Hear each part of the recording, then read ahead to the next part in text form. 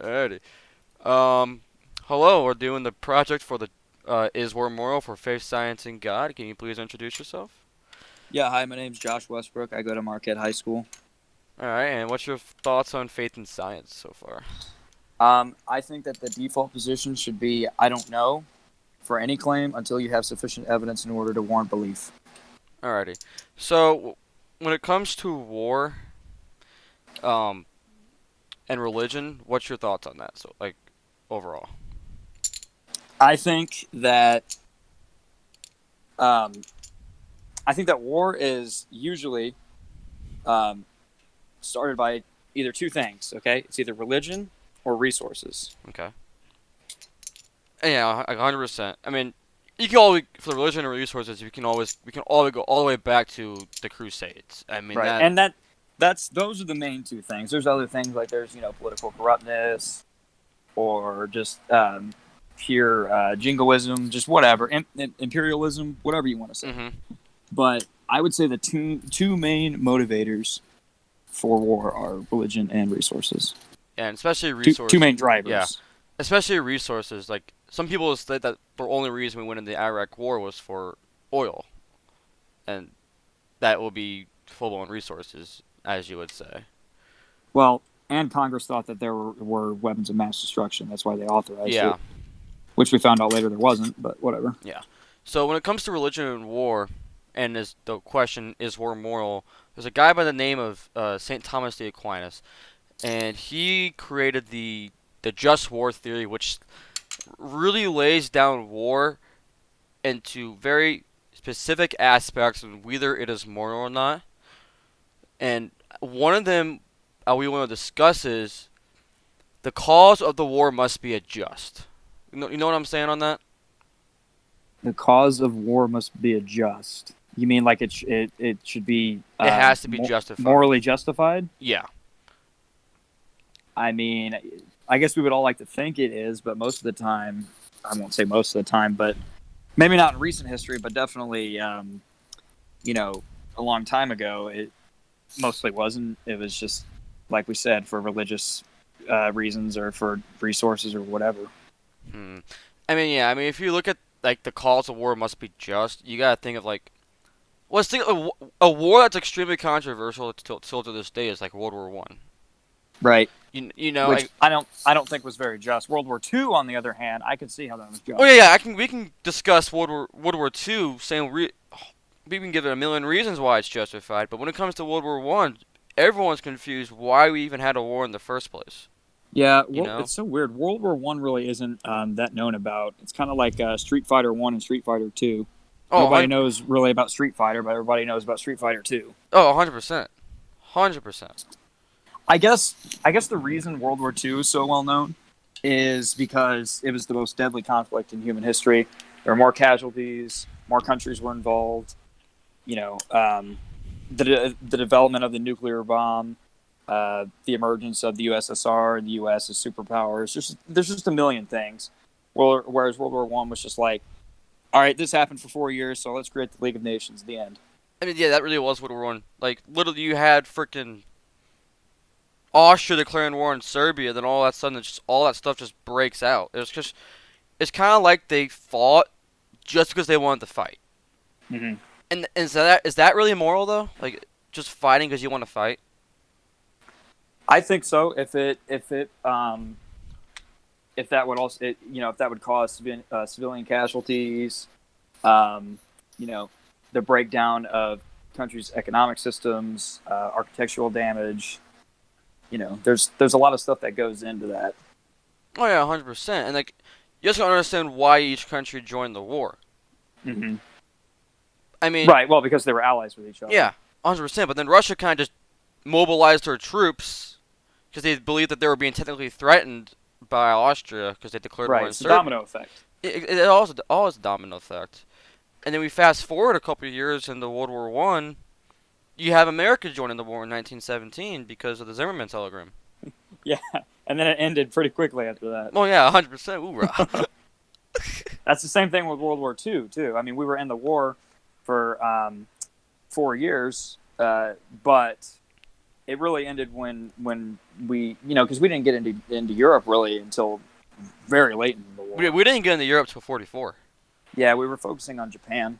Yeah, that's extremely. And us entering World War One, in my opinion, is full blown moral. Because Hmm. I mean, we were basically getting threatened by Germany. If we didn't enter, what the heck would have happened? Yeah, I mean, didn't they? The Zimmerman note was basically the promise to Mexico that if they joined, that they would grant Mexico like the land that we Yeah, quote unquote stole or whatever, right? from the Mexican American War. Yep. Yeah. All right. That was a good topic to discuss. Another one about the just war theory. I think this is a very interesting one. The war must be the last resort after all diplomatic negotiations have been tried and failed. Are you asking if I would agree or disagree? Yeah, do you agree with that or disagree? Um, I want to say agree because if you watch the movie Darkest Hour, for example, um, people like Neville Chamberlain and stuff really wanted to, you know, kind of come to an agreement, a diplomatic agreement with Hitler, but they just couldn't because he was insane and taking over countries left and right. So they Exactly. really had no choice but to fight because they knew that if they didn't, they were next. Yeah, I also think that also drives you another topic. Well, it's kind of the same thing, but if you have to fight to defend your own country, Mm-hmm. you have to go. Yeah, I And would say I would say when anyone is threatening your people and with violence or whatever, I'd say at a certain point diplomacy's dead. You got to fight. I agree. And it's bad when Winston Churchill and Neville Chamberlain were like going back to back on, because you know what happened. Neville Chamberlain got freaking fired, and Yeah, he got ousted yeah, and replaced with Churchill. Winston Churchill, And and then now, Winston Churchill got ousted when the war was over because he was a warmonger. yeah, and then basically with all that, I 100% agree with Churchill on that whole situation because Germans were doing blitzkrieg and pushed the French into the British all the way back to Dunkirk. Mm-hmm. Luckily, Hitler decided not to freaking continue, or they would have. Because he was a moron. Yeah, he was absolutely one. He could have won the war in I don't know a couple seconds just by keep pushing Yeah, at him on the beach. They would have destroyed them. or completely postponed it until maybe even the early 50s. Oh my And that's god. another thing. There's been debate, but if we hadn't of opened up a new front in France, the war could have gone on for a lot longer time. Oh yeah, 100. Because I percent mean, because I think pretty much every historian will agree that Russia would have eventually won. They had, uh, bigger population. They knew the routes better. They were advantaged when it came to, the weather and had more troops and Russia would have won eventually. It just helped that we opened up a new front. Yeah, I mean that's a good point. 100%.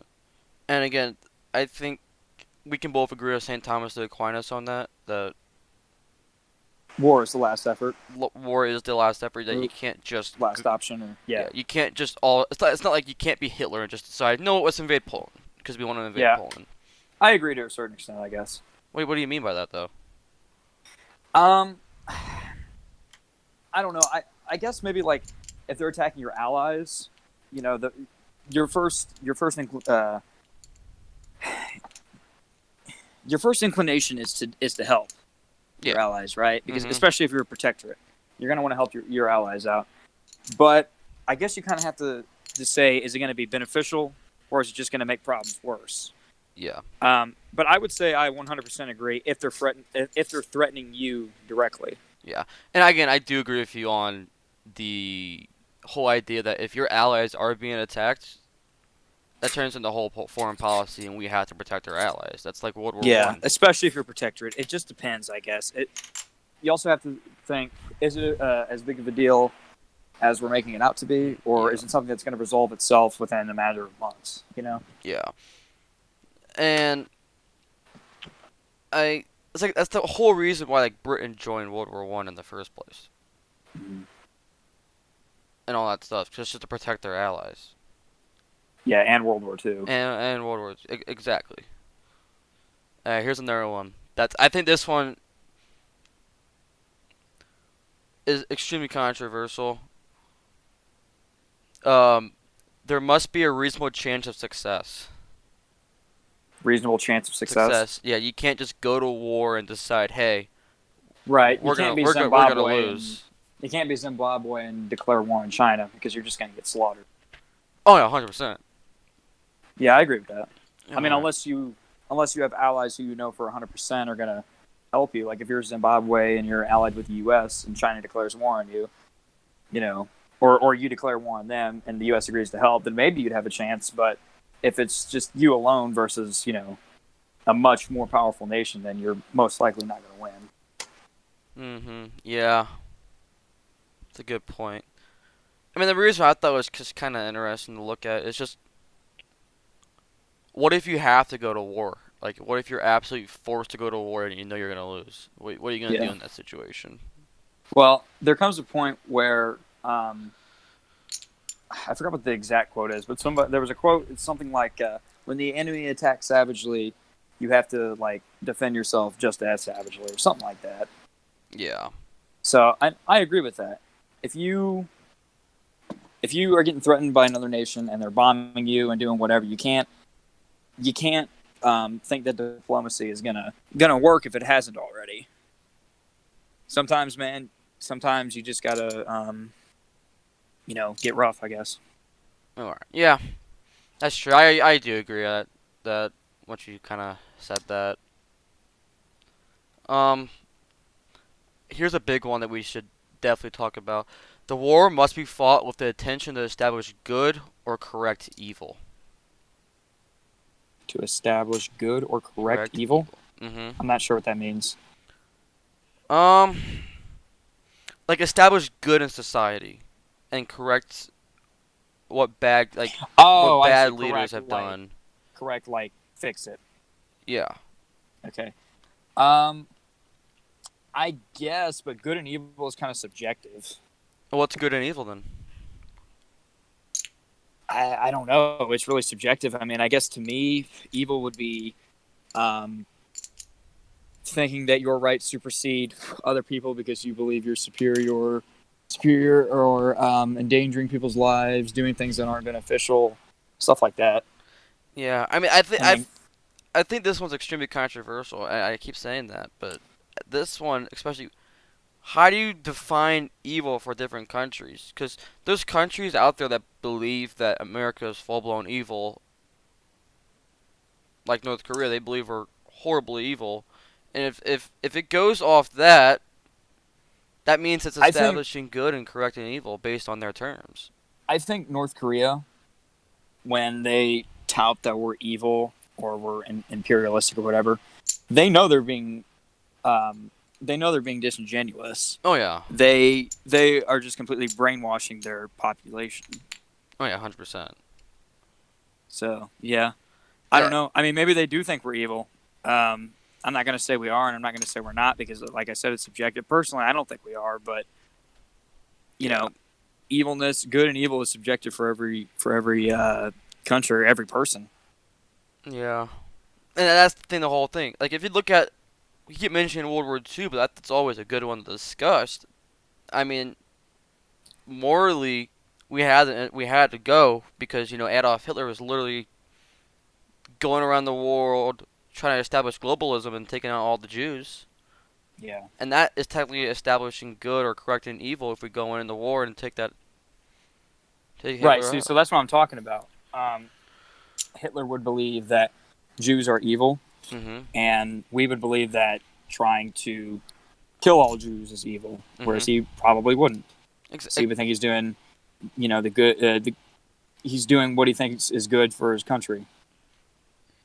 yeah. I mean, this is that's a very interesting statement. Just that whole establish good or correct evil, because I don't know how That's a someone. really that's not really a yes or no question. That's pretty debatable. Yeah, I don't know how someone defines what's good or evil, because it's just everyone has a different opinion on what's going to be good and what's going to be evil. Exactly. So I believe that I don't think that should be in the just war theory, just because how you I mean, could. he's right when he's. Um, so you said Thomas Aquinas wrote these? Yeah, Okay, well, he's right when um, he says that most war efforts are to try to establish some sort of uh, government that is good, and then correct some kind of wrong or whatever. yeah, Like that's probably what most wars what their end goal is. yeah. But good and evil is subjective, so I don't really know how you could possibly ever reach that goal. You would have to define what good and evil is, and Yeah, everyone would have to have right. Everyone on the the planet would have same to agree. the same definition of good and evil, which is too good to be true because it can't happen Right. at If the all. question was, you know, do you think that it's to establish what that nation's overall view of what good and evil is, then yeah, I would agree. All right, But good and evil by itself is just too broad, if you ask me. I agree. And when it comes to war, that means we're gonna pull it over to the science side of war and how that ties to morals. Because with war, as you see, really all the way back, let's bring up all the way back to the American Revolution. We literally were walking around with muskets, and now we have flying jets. Yeah, I mean, I know that's not a good comparison, but I would say drones, automatic weapons, yeah. drones, shit like that. Yeah, I or mean, stuff like but if that. you look back at it, has science really actually led to less deaths in war, or has it Um, caused more? I guess you could say at maybe like a century ago, it would cause more and more deaths because you could say the atomic bomb, for example. Yeah. Did it cause more deaths than just simply an all-out invasion would have, or did it, reduce the number of deaths that would happen? Nobody really knows. Um, Personally, I think as of right now, science has probably reduced the number of deaths. I don't know about war, but for when we're talking about science overall, absolutely. I Yeah. mean, the population is the most it's ever been. It continues to grow. Infant mortality rates are much lower. Stuff like that. So I would say science definitely has improved the world. Yeah, I think when we started, especially adding more like expanding science, deaths went shot way up. Like look at World War II. Look how many deaths we have to tanks and airplanes Mm-hmm. and all that stuff. But Right. It's funny because we have deadlier weapons but less deaths in war. exactly. But I don't know if it has anything to do with us as like a whole planet that we changed morally, or is it we changed scientifically with like especially like medicine? Because I don't know if you noticed, especially as medicine improved, deaths decayed less. Yeah. Yeah. I mean, is it a good thing that we're improving our science and war? I think so. 100%. It's just gonna be militarism. It's militarism. That's all it is. Yeah. Other countries are developing their weapons, so we're gonna have to too, so we can defend ourselves just in case. Well, any kind of competition with any other nation, whether it's a war or even the space race, has prompted us to um, develop these greater technology, more advanced technology. Yeah, So, I guess it's kind of good and bad at the same time. Good because we're uh, understanding science more, but then also bad because people are dying. But yeah. I mean, yeah, not necessarily a war here, but like the Cold War. I mean, we saw the development of literally everything. I mean, you mentioned hmm the space race. The space race happened because of the Cold War, because we're trying to combat against right Russia. now we have the ISS Now we and have all that hundreds of stuff, satellites and the moon landing and whatever else. and then, but then when it comes to the Cold War, we have the development of atomic bombs, which was shown once dropping on Nagasaki, Hiroshima, or twice,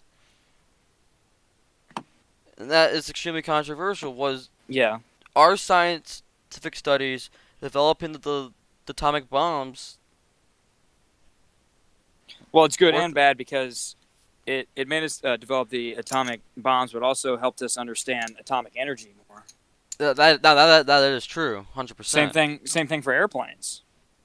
You know, they were eventually they were invented by the Wright brothers. Is just just a fun little thing, really. Um, to prove that we could create a flying machine and whatever. But then eventually, it's used by nations. I Yeah, can say that in World War One, but then it's also used for commercial flights and stuff. yeah. Hmm. So I guess really anything you develop is gonna be used for good and evil purposes. 100%. And I don't. I'm still curious. Where are we gonna be 10 years from now, 20 years from now, and 30 years from now in science? Like, are we gonna have that same trend of less deaths, or are we gonna have more deaths because of science? Um, I guess we don't really know. We don't know. Like, who knows where we're gonna be? I mean, it's gonna turn into full blown drone warfare. Yeah. I mean, who knows? Yeah, I mean, I think we'll get to a point in the future where the need for boots on the ground won't even be a thing anymore Oh, because 100%. you'll have machinery fighting your wars for you. Yeah, that's very interesting. And when we try to tie these two in the faith and science, I think this is when we're gonna start to disagree a lot. Okay. Here, I think that war has both an impact with the faith and science and the way it's been. Because in my opinion, without the faith part, we wouldn't really know what is what would be a good war, what would be a bad war. You know what I'm saying? Like what's a morally incorrect war and what is a morally correct war.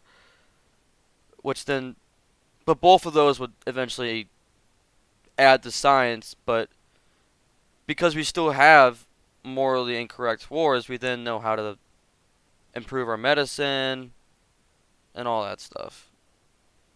Yeah, I mean, any war you get into, whether it's moral or not, is gonna prompt you, depending on how bad it is, to develop new methods, Yeah. um, and try to figure out how your side is gonna win quicker than their side, or how you're gonna be able to cause less casualties, and what kind of technology is gonna be developed in the span of however long the war is. So yeah, Hmm. It's 100% true. 100% true. I just the faith side to war is just. Do you agree that I know you don't believe in God, but do you believe that faith has an impact on how we view war? faith has an impact on how we view View war. war. Are you talking about from like a religious, moral standpoint? Yeah. I would say, well, most Americans are religious, and I would assume, and this is just total assumption here, that most voters are religious too. So Mhm. anytime they're going to vote to, they're going to ask their Congress person to freaking authorize a war. My bad. Um, yeah, I mean, I guess you could say that they would consider some sort of religious moral reason. Yeah. All right. You know, we need to invade the Middle East because they don't believe in the same God we do, and they're not taught the same dogma that we are, or whatever else.